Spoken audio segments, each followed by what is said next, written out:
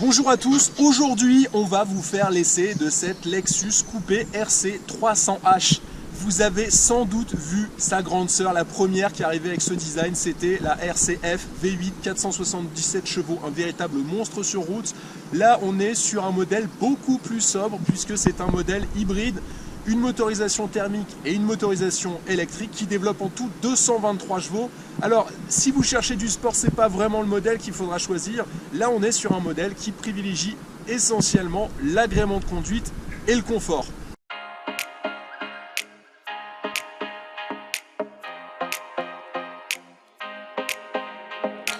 Babe, don't make a sound. 2 a.m. love, gotta keep it down. Don't wait around for a signal now. Give me some verb, I ain't talking now. You wanna ride in the 6, you wanna dine in the 6.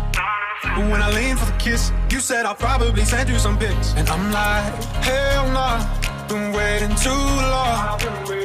Hell nah, I want that cruel love.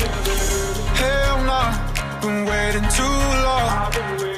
Hell nah, I want that cruel love. Body on my, losing all my innocence, yeah. Body on my, finding all my innocence, yeah. Body on my, losing all my innocence, yeah. Body on my. Là où cette Lexus coupée RC300H fait vraiment fort, je dirais que c'est sur son châssis. Elle a un châssis qui frôle la perfection, avec en plus un confort d'amortissement qui est exceptionnel pour cette gamme de véhicules. Donc toutes les imperfections de la route sont parfaitement absorbées, mais aussi on a les mouvements de caisse qui sont complètement maîtrisés par la justesse de ce châssis. Donc ce qui rend nos trajets vraiment très agréables à allure normale, aussi bien sur autoroute que sur des routes sinueuses. On a un confort et un agrément de conduite que personnellement j'ai pas vu chez les Allemandes, aussi bien sur les Audi A5 coupés que sur les BMW série 4.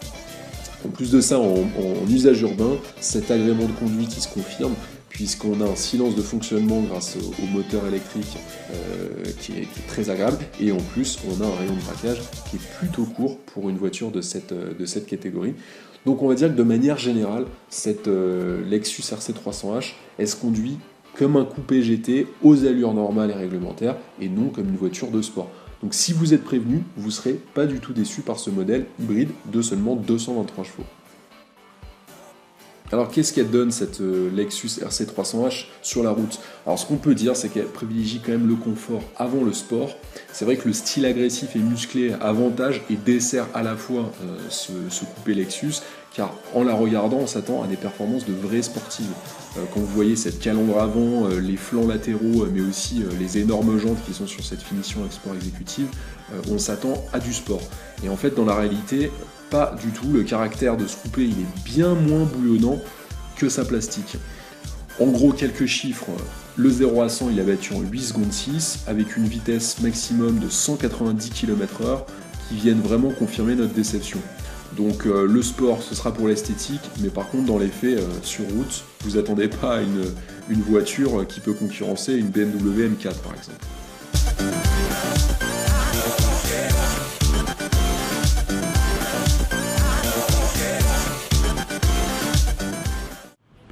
En conclusion, pour résumer l'essai de cette Lexus RC300H, parmi ses qualités, on retiendra son silence de fonctionnement, qui est tout simplement exceptionnel pour cette gamme. Lorsqu'on compare par exemple à une BMW série 4 coupée ou encore une Audi A5 coupée, on est vraiment un cran au-dessus dans cette Lexus RC300H. Deuxième qualité dans cette Lexus, c'est son équipement pléthorique. On a notamment dans cette finition F-Sport énormément d'options qui participe au confort de conduite de ce véhicule, qui fait partie de sa dernière qualité, c'est son agrément de conduite. Et ça, on ne retrouve ça que chez Lexus. Et vraiment, lorsque vous conduisez ce véhicule, je peux vous assurer, vous vous sentez bien. C'est un véhicule qu'il est agréable de conduire. Parmi ses défauts, on notera quand même une puissance un peu limitée avec 223 chevaux. 223 chevaux, est-ce que c'est assez pour tracter une tonne 7? Je ne pense pas. Tracter, c'est peut-être pas la bonne expression étant donné que c'est une propulsion agréable à conduire, mais quand même peu joueuse, malgré un bon châssis. On aurait aimé quand même plus de watts, alors s'il vous plaît, monsieur Lexus, pour le prochain modèle hybride coupé, n'hésitez pas à rajouter une bonne cinquantaine de chevaux et peut-être un peu plus de couple à bas régime pour avoir un comportement un tout petit peu plus dynamique. Et là, on frôlera la perfection et vous en êtes capable. Alors je vous dis à bientôt!